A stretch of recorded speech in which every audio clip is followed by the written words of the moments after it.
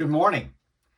I hope you're having a great Sunday. I know that many of us have had our kids return home from teen camp and youth camp, and hopefully they've had a wonderful time, and I'm sure they're busy catching up on some much needed sleep and cleaning up the laundry that can get to be quite smelly over those few days. But I hope it's been a great time for your family so far this summer. Maybe you've already had a vacation. Maybe you're looking forward to one, or maybe this year's just a staycation. But anyway, I hope you enjoyed this time with your families. And of course, those of us that are empty nesters or single or whatever, I pray that the summer is also a great time for you all as well. Today is House Church Sunday, and I've got a lesson here this morning that I think can really be helpful. It's about hope. And, this morning, just for a little self-inventory, maybe you could ask, what are you hoping for? Some of us are hoping to get married or to have a marriage that thrives. Others are hoping for our kids to do well, or maybe our career to improve, or be able to make a difference in this world, to be able to pay the bills. Maybe some of us are battling illness and we're hoping to get well. Maybe we want our friendships to be rich. But I would be willing to bet that if I was to ask you to write down your hopes this morning, each of you would have plenty of things that we desire. Well, let's turn in our Bibles. Proverbs 13, verse 12. Delayed hope makes the heart sick, but fulfilled desire is a tree of life. Life hurts. And sometimes it hurts deeply when a deep hope or a deep longing has gone unmet. Maybe it's a desire for children, or to get married, or to just have meaning in your life and purpose, to be able to make a difference. And some of these things that we desperately crave for and yearn for, and it's not met. If we were to break out perhaps a heart sickometer and measure your heart sickness, maybe this morning it's reading in the red zone. You're in a hurting spot. Maybe you're in the green zone, and if that's where you're at, awesome. Although I imagine eventually you're going to be in the red zone, and a lot of times we may be in the middle. But this morning I want to look at a man in the Old Testament that often we look to for his powerful prayer and the resulting victory. But I think there's some stuff behind the scenes we can look to and see maybe what was he going through and how did he respond to a trial in his life. And so let's turn in our Bibles to Isaiah chapter 36. We're going to be reading about Hezekiah. You can also find passages about him in Kings and Chronicles as well. And so I would encourage you to read all the accounts of Hezekiah. It's quite an amazing story. But we're going to begin in verse 1 of Isaiah 36. It says, in the 14th year of King Hezekiah, Sennacherib, king of Assyria, attacked all the fortified cities of Judah and captured them. And then the king of Assyria sent the Rabshakeh along with a massive army from Lachish to King Hezekiah at Jerusalem. And then skipping down to verse 4, it says, the Rabshakeh said to them, tell Hezekiah, the great king, the king of Assyria, says this, what are you relying on? I say that your strategy and military preparedness are mere words. What are you now relying on that you have rebelled against me? Look, you are trusting in Egypt, that splintered reed of a staff that will enter and pierce the hand of anyone who leans on it. This is how Pharaoh, king of Egypt, is to all who trust in him.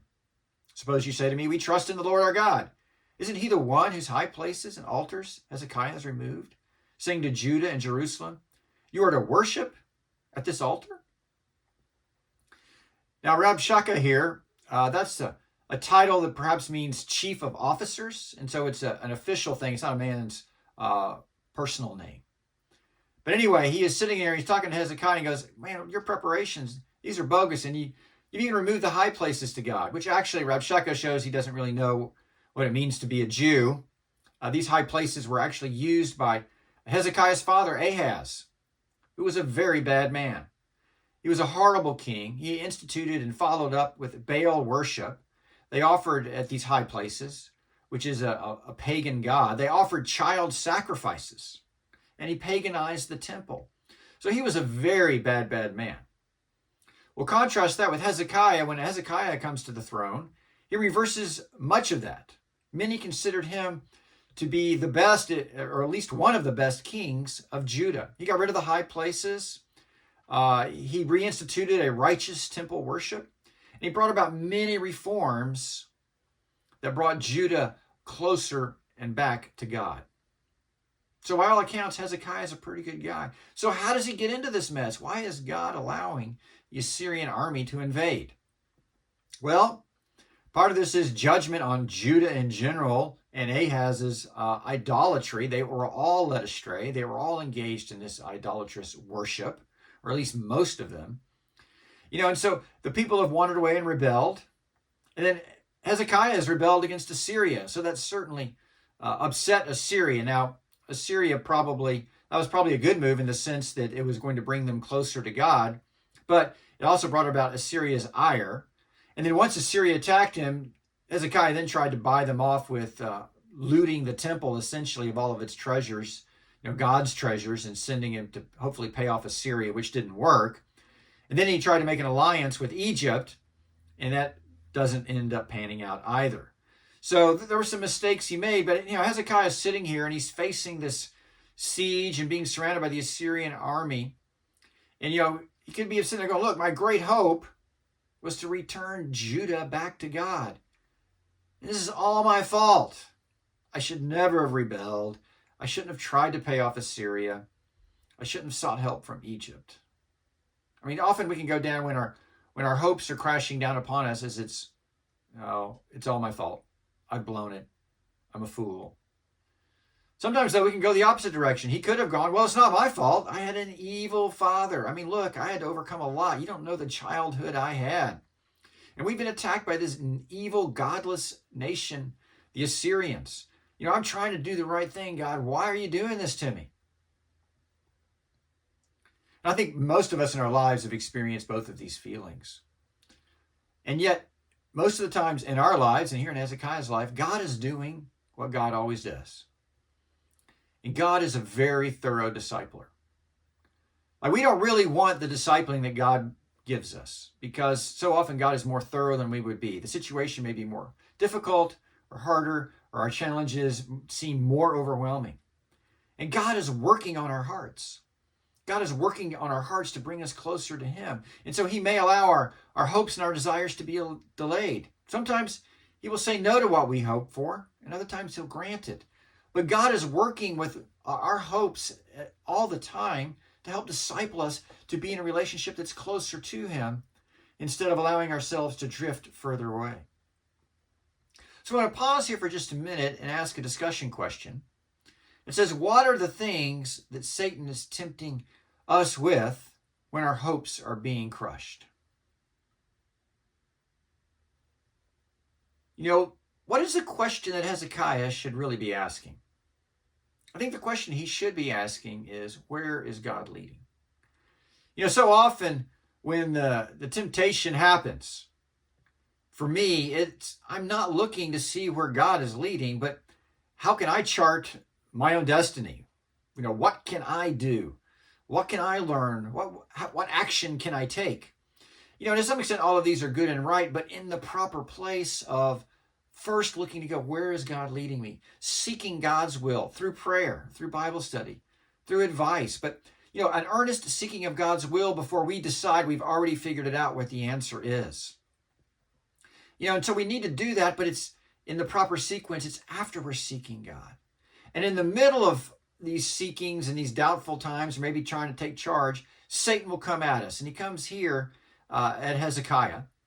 And so we pick up in verse 13 of 36. It says, then Rabshakeh stood and called out loudly in Hebrew, listen to the words of the great king, the king of Assyria. This is what the king says. Don't let Hezekiah deceive you, for he cannot deliver you. Don't let Hezekiah persuade you to trust in the Lord, saying, the Lord will certainly deliver us. This city will not be handed over to the king of Assyria. Don't listen to Hezekiah, for this is what the king of Assyria says. Make peace with me and surrender to me. Then every one of you may eat from his own vine and his own fig tree and drink water from his own cistern, until I come and take you away to a land like your own, a land of grain and new wine, a land of bread and vineyards. Beware that Hezekiah does not mislead you by saying, the Lord will deliver us. Has any one of the gods of the nations delivered his land from the power of the king of Assyria? Where are the gods of Hamath and Arpad? Where are the gods of Sepharvaim? Have they delivered Samaria from my power? Who among all the gods of these lands ever delivered his land from my power? So will the Lord deliver Jerusalem? A big challenge is being thrown out here. I think here's another point where we want to take a break and ask a discussion question. It says, how does Satan tempt us to make peace with him during the hard times? So I'm sure that was some challenging discussion we just had. We want to follow this up now with Sennacherib again. And now he sends a letter to Hezekiah, and it basically reiterates all the things that Rabshakeh has been telling them at the wall.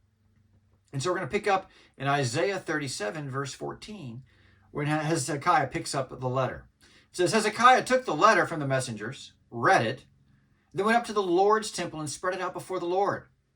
Then Hezekiah prayed to the Lord, Lord of hosts, God of Israel, who is enthroned above the cherubim, you are God, you alone of all the kingdoms of the earth. You made the heavens and the earth. Listen closely, Lord, and hear. Open your eyes, Lord, and see. Hear all the words that Sennacherib has sent to mock the living God. Lord, it is true that the kings of Assyria have devastated all the countries in their lands. They have thrown their gods into the fire, for they were not gods, but made with human hands, wood and stone. So they have destroyed them. Now, Lord our God, save us from his power so that all the kingdoms of the earth may know that you are the Lord, you alone. So back to our proverb in Proverbs 13, verse 12. It says, delayed hope makes the heart sick, but fulfilled desire is a tree of life. I do believe directly this proverb is talking about what are some of our hopes and dreams that we have for our lives and how to live and what we hope will happen. But at another level, ultimately, we are satisfied when our desire is for God. Above all else, we desire God and his glory. And that's what we see here in Hezekiah. In the midst of all this conflict and this threat of imminent destruction, he goes to God and says, look, show them your glory, show them your power. Take this offense and turn it back on them and reveal who you are. His desire is for God to be shown to be right and true and holy and powerful. And he took to God all of his fear and pain, his victories and defeats. All of this, the culmination of his life is at this point, and he sets it before God and says, God, I pray that you will make a difference. And so let's look at verse 21 here in Hezekiah 37. Then Isaiah, son of Amoz, sent a message to Hezekiah. The Lord, the God of Israel, says, because you prayed to me about Sennacherib, king of Assyria, this is the word that the Lord has spoken against him. What ends up happening is God brings about a judgment against Sennacherib in Assyria. But let's pause here for our last discussion question. And the question I'd like to leave us with is, what are the barriers to seeking God in prayer during your heartsick times?